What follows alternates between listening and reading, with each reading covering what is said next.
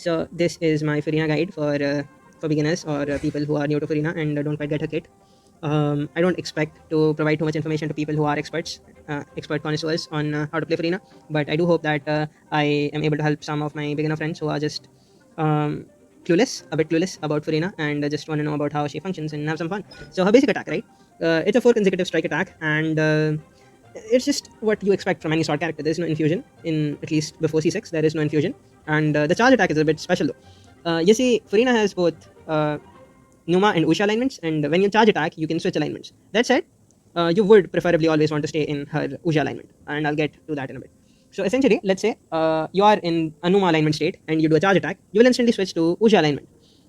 Usha alignment is the default state, so if you don't charge attack at all and never charge attack, then you will always be on Usha alignment by default. Okay, so well, it's a good thing because Usha alignment is what you need to be on most of the time anyway. So yeah, that brings us to her elemental skill. Now, depending on if you are Uja aligned or Numa aligned, it does different things. One thing it has in common is the fact that it has a 20-second cooldown for both alignments, and the duration is also 30 seconds for both alignments.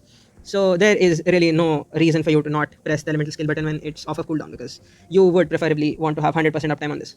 Now, if you're Uja aligned, she will summon 3 hydro animals, creatures, who are going to attack regardless of whether you attack the enemy or not. As long as someone is in the range of these animals or creatures, they're going to attack the enemies. This is a bit different from Yalan or Xingqiu's burst, because you do not need to do basic attacks for it to proc. It just happens by itself, just like Kokomi's jellyfish. Although I prefer this over Kokomi's jellyfish any day. Now, if you're Numa aligned, she will summon a different animal, a single one this time, and you'll basically get heals. This is quite mediocre, and I would just prefer you always stay on Uja alignment, which is the default. And yeah, that's pretty much it. Her E, for the most part, if you want to play if you don't want to play her as a healer, is going to act as a turret, basically. Now her burst. Okay, this is where things get complicated. I'll try to keep it simple though. Her burst essentially is going to give you damage percent boost and a small healing bonus depending on how much HP you have either lost or gained. Okay, so if you lose HP or you gain HP, you get more points, or stacks for that matter. You can gain up to a maximum of 300 stacks. The more stacks you have, the more damage bonus and the more healing bonus you get. The healing bonus is not quite good enough for you to justify using Furina as your only healer, or justify some mediocre source of healing like Xingqiu's rain swords that break and heal you sometimes as the only source of healing you have. So I do suggest heavily that you pair her with someone who heals in an abundance to make sure that this, right, her burst, it's always on a higher amount of stacks, because this is pretty much why Furina is so broken. She gives you a damage buff which is about twice as strong as Kazuha, who I still consider to be one of the best buffers this game will ever see. Now, it's not that it's a bad thing for you to be on low HP. It's just that if you are on low HP, I would prefer that you heal up to like as much as you can, because from your next rotation onwards, you're not going to get this buff. Because once Furina has drained your HP and you don't have any other means to heal, even if you don't get hit and you're able to dodge everything, you will not be getting this buff, because you need to constantly change your HP to gain this buff. So a healer is a must, okay? I hope that was clear. Now, the first one of her Ascension talents does so that when your active character is healing and the healing is overflowing, basically, let's say I have an on-field Hutao and her HP is already 100%, like how anyone would start in an Abyss Chamber, and I forgot to press my E, let's say, and the healing on Hutao starts to overflow. Then instead of simply wasting the healing, Furina will be sharing the amount of heals to other characters in the party. I'm not an English major, so I am really sorry about not being able to word things correctly. Her next Ascension talents. It's basically a damage amp to her E based on how much HP she has. Nothing too complicated here.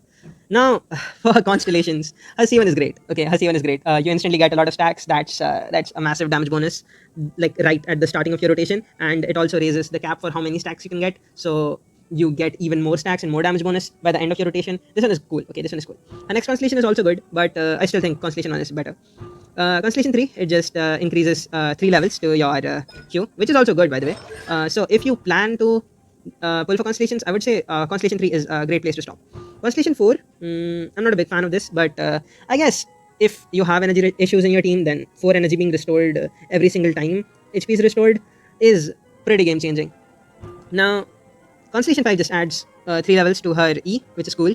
And finally, her Constellation 6 is a Hydro Infusion, and she deals more damage, and I don't think any sane person would pull on a C6 Yeah, I'm getting out of line, but artifact choices. Golden Rope Foresight is probably going to be her best bet. Now, if you don't have Golden Rope Foresight, I can easily say that you can go for mixing and matching two Golden Rope with either two pieces of HP, two pieces of ER, or two pieces of Hydro Damage bonus, and you will be fine. If you don't even have like a two-piece Golden Rope, I suppose you can't go wrong with two-piece HP, two-piece Hydro Damage bonus, and two-piece ER combinations. But you should get Golden Rope along the road because this is her best set and by a long shot.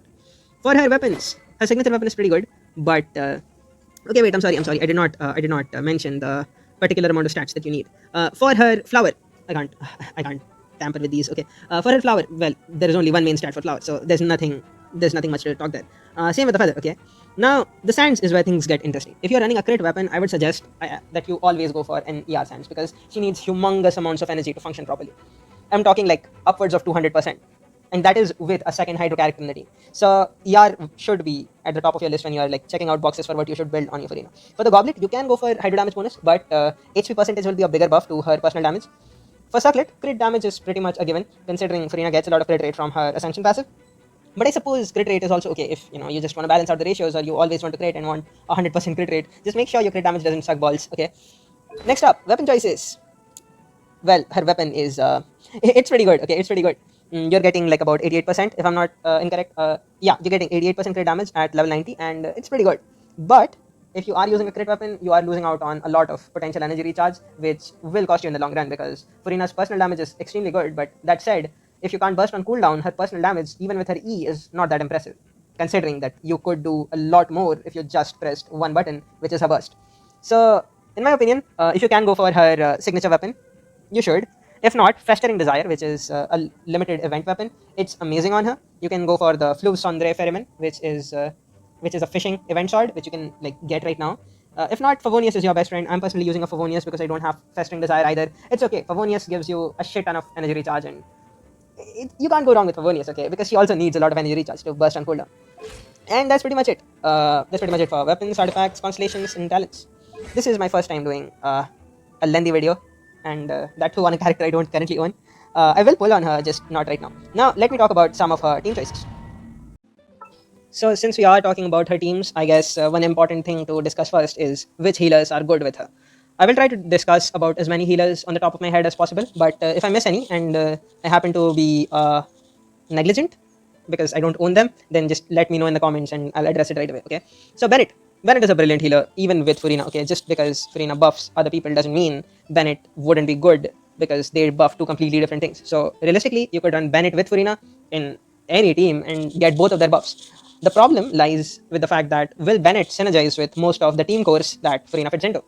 Now, you will have to experiment that yourself, but for some general guidelines, I suggest you don't put Bennett in Hyperbloom, Eula cores, or Aggravate cores.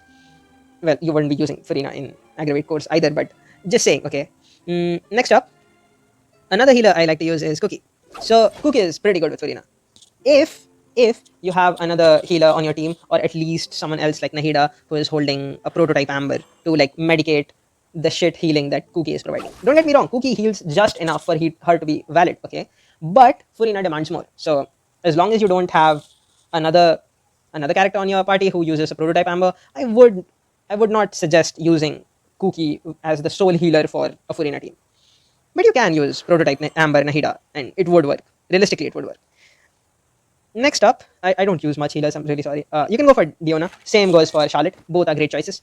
Diona only heals whoever is active, but like I said, Furina is going to share the healing. If your on-field character is overhealing, then she will share the healing. Not quite as much as the exact amount that you're getting healed, but still quite a respectable amount.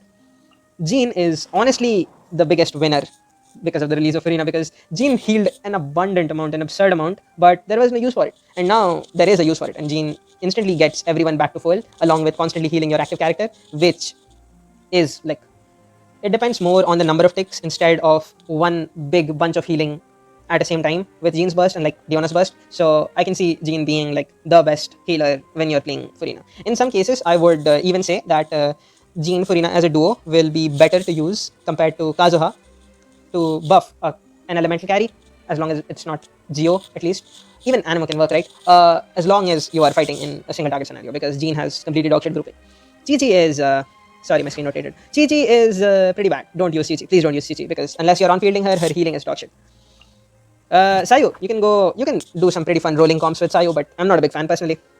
Really not a big fan personally. Noelle, you can on-field Noelle and she will actually do a pretty good job. You just need a shit ton of ER on her, which I guess you could run for Vonius, but I haven't tested it. But you can do it if you want to, okay? No one's stopping you. Dory is cool too.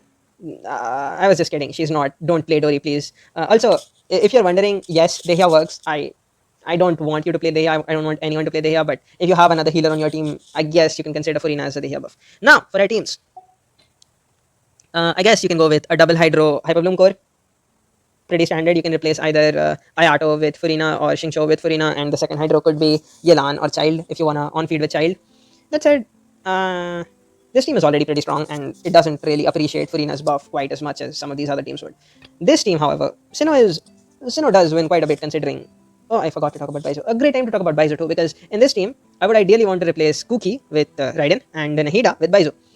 Now, why Furina helps Sinnoh out a lot is because Sinnoh has an absurdly long duration for his burst, which is 20 seconds. So normally you would miss out on the healing from Kuki or the electro application that you would get from Oz and the damage from Oz, officials E. But with the release of Furina, you can play Furina, Raiden, Baizu, and Sinnoh. And Sinnoh would be able to maintain quite the respectable uptime on Baizu's burst and pretty much aggravate for the entirety of his rotation, while quick blooming a lot of the hits because, well, Furina is good, okay? Furina is just good. That said, Al is a better driver for this team. Now, Freeze, you can replace Mona with Furina and Diona with either Charlotte, or you can just play Rosaria instead of a cryo healer and go for Jean instead of Kazuha. It's up to you. You can mix and match whatever goes well with your account. Okay, who's that? My bad, dude. Okay, I got distracted. So you can pretty much mix and match anything that works for your account, but preferably I would want Furina instead of Mona and Charlotte instead of Diona for now, because Jean has dog shit grouping. That said, Freeze does not always need good grouping, but I appreciate grouping. So yeah, I have skill issue. Edo teams don't really gain much from Furina, so you can cope if you want to with C6 Goro, but he heals such a minuscule amount, like about 1000 or 1500 per tick, that I don't think it will be quite enough to sustain Ito after the first rotation, so don't go with it. You can play Furina with Wanderer and it would be pretty fucking insane, but I haven't tested it. That said, I think it will be quite a fun comp to play. And she will buff Wanderer quite greatly too, because there aren't many ways for you to gain an animal damage bonus other than Farazan, which you don't have at C6, probably because, well, it's hard to get a Farazan for some reason. Most people don't have her at C6.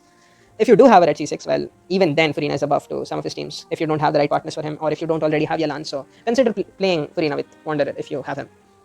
Now, Alaitam teams, like I said, Alaitam is a good driver for Quick Bloom teams as long as your Kuki is healing a good amount and your Nahida is on Prototype Amber. This team, this is my favorite team in the game, okay? National or international or whatever you want to call it, this core is my favorite team in the game. That said, Zhangling will not be able to vaporize most of her hits in this team if you replace Child with Furina. But the raw damage should be extremely good considering when it also heals a really good amount. So do what you want, okay? Furina is not replacing Child for me in this team, not in this team. You can go for a double Hydro Pyrocore with an Anemoflex or a Geoflex, depending on what you're into. Zhongli would be pretty cool in this team, but you would need a healer no matter what, so placing Jean here is kind of productive, if I were to say.